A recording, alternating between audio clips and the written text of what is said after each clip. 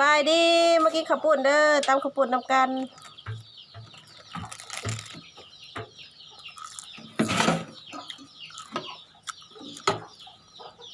เห็นปะก็อยากหนังแล้วนะน้องเมย์ก็อยากข้าวกล่อง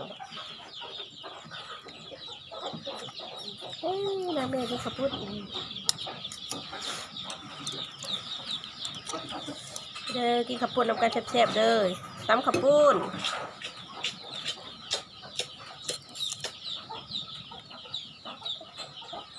อาปาก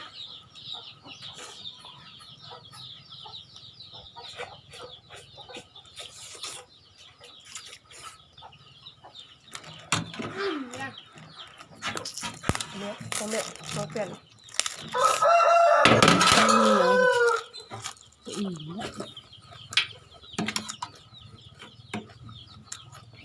ก็ได้งานกิโลมันกินได้ก็ได้งานไม่อยากใส่เจ้าไม่ใช่เลย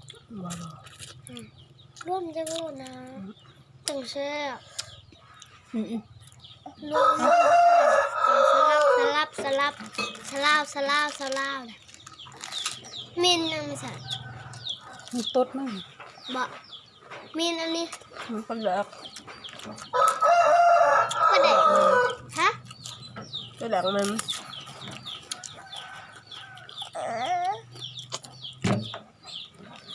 เอาเนี่ย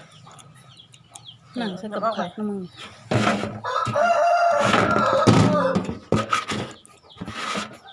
ฉันไม่ไ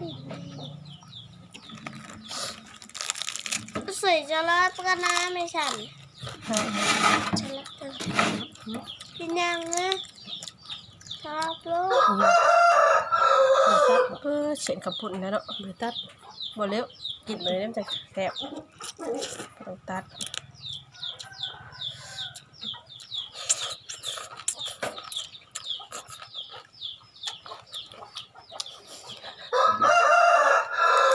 ตาจ้องใส่เลยหนังใส่กับผักแม่ได้นี่ ไม่ป่าเขาลุงไปใส่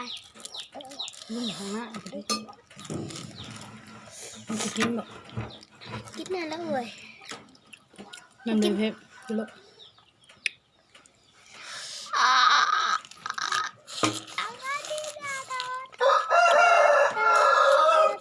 ใส่หมกโคนเอ้ดี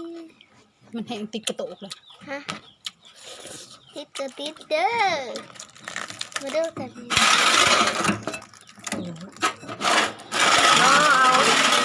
เฮ้ยลูกเฮ้ยเฮ้ยมันเปื้อนนะ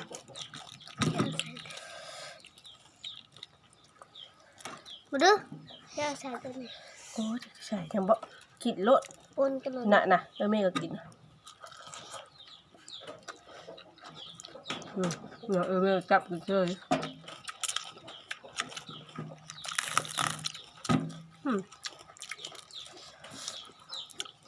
กิน ถ้า ไม่ กิ ดู นบ่ได้ก็ไม่ต้องกินไม่ต้องพื้น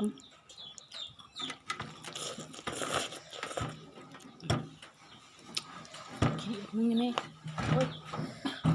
สายตาตัวเอง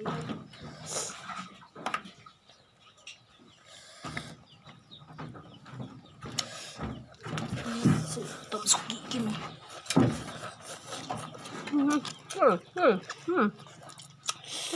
น่ะ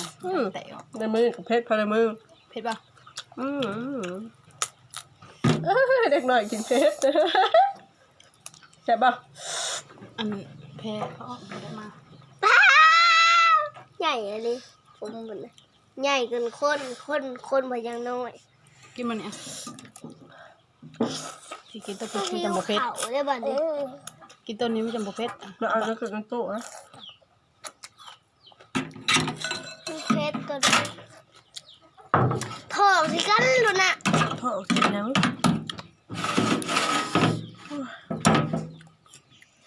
น้องเขา อันนั้นปลามันสิอีกจาง นี่จะเป็นน้ำปลานี่เอานี่ เอาหนึ่งแล้ว เอานี่โอ๊ย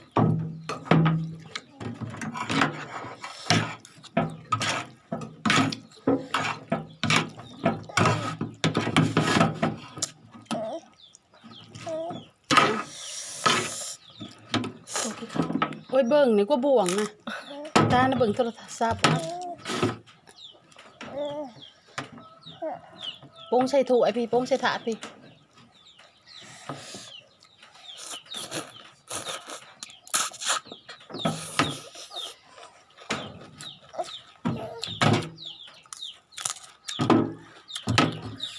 เบิ่งมันติดแก้ม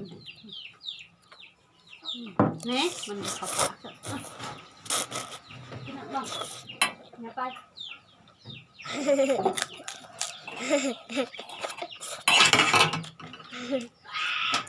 กินเลยกินใส่ข้าวน้ำตีเป็นยังไม่รู้ค่ะ โอ้ยลูกไอ้ข้าวในติ๊บก็มีป่นก็มีเอามากิน เค้กเอาเค้กอะ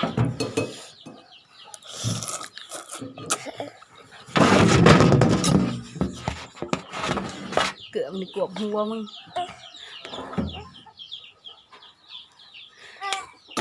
เกือบโตกัน